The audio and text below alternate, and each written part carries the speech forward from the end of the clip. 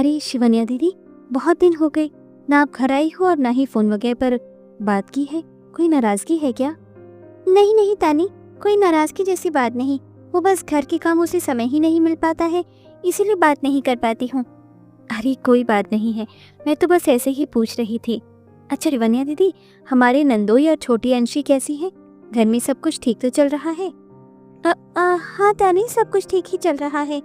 अच्छा तानी, मैं फोन रखती हूँ, ये काम पर से आ गए हैं। ठीक है। शिवन्या ने ऐसे बोलकर फोन काट दिया। उसके पास कोई नहीं था। फोन काटकर वो बोली, तानी को झूठ बोलकर फोन काटना पड़ा क्योंकि मैं उससे और ज्यादा सच्चाई को नहीं छिपा सकती थी। अब मैं अपने भाई भाभी को कैसे बताऊं कि मेरे घर के हालात क्या है? माँ, आप क्या कह रही हो? चलिए चलो, वरना आज भी हमें बाजार में जगह नहीं मिलेगी। हाँ बेटा, चल चप्पल पहन ले। शिवन्या और उसकी बेटी अंशी ऐसे बोलकर सिर पर एक एक टोकरी रखे उसमें मिट्टी के दिए और कैलेंडर बेचने बाजार में आ गई। दीपावली का पर्व करीब था, इसीलिए पूरा बाजार खचाखच भरा पड़ा था। अरे नहीं माँ, देखो सारी जगह भर गई है। अब हम दोनों कहाँ पर अपना सामान बेचेंगे? कहीं ना कहीं तो जगह मिल ही जाएगी। शिवन्या और अंशी दोनों जगह ढूंढने लगीं और उन्हें आखिर अंदर को बाजार में एक जगह मिल ही गई। दोनों माँ बेटी वहीं पर बैठ गईं और ये दिए और कैलेंडर बेचने लगीं। शिवन्या और तानी दोनों नंद भाभी थीं। अभी कुछ साल पहले ही शिवन्या की शादी हुई। शादी के पहले शिवन्या अपनी भाभी और भाई के साथ ही रहती थी और सभी में बहुत प्यार था। लखन ने अपनी बहन शिवन्या की शादी की तो सही घराने में ही थी, लेकिन वक्त की मार ने लोकेश का सारा काम गिरवा दिया था, जिसकी वजह से अब शिवन्या और उसकी बेटी को भी मेहनत करनी पड़ रही थी और तानी और लखन को इस बारे में जानकारी भी नहीं थी। शिवन्या के परिवार का समय मुश्किलों में बीत रहा था और अब दिवाली का त्योहार आने वाला था।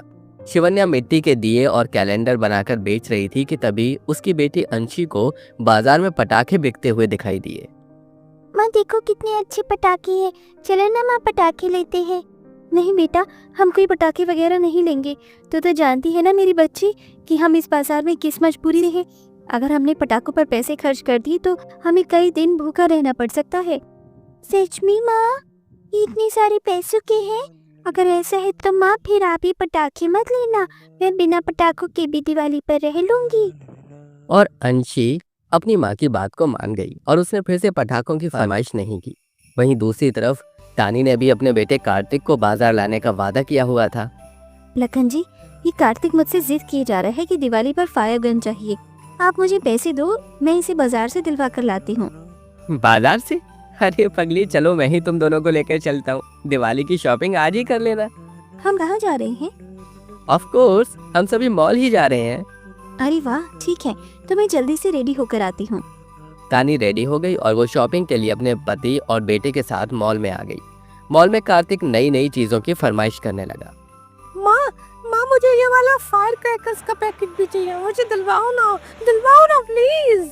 नहीं, अरे अभी तो मैंने 3 फायर क्रैकर्स के पैकेट्स और एक फायर गन दिलवाई है। अब कोई भी पटाखे नहीं खरीदेगा। अरे लेने दो ना तानी, कौन सा त्योहार रोज रोज ही आता है। आप ही ना कभी मेरी साइड तो ले नहीं सकते, इसे ही सर चढ़ा लिया है। अच्छा ठीक है, दिलवा दीजिए, लेकिन ये लास्ट पैकेट होगा।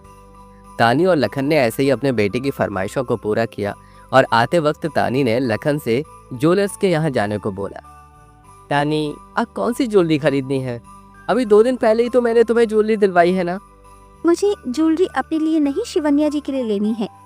अब माँ या बाबा तो इस दुनिया में है नहीं जो धनतेरस पर वो नहीं कुछ दे।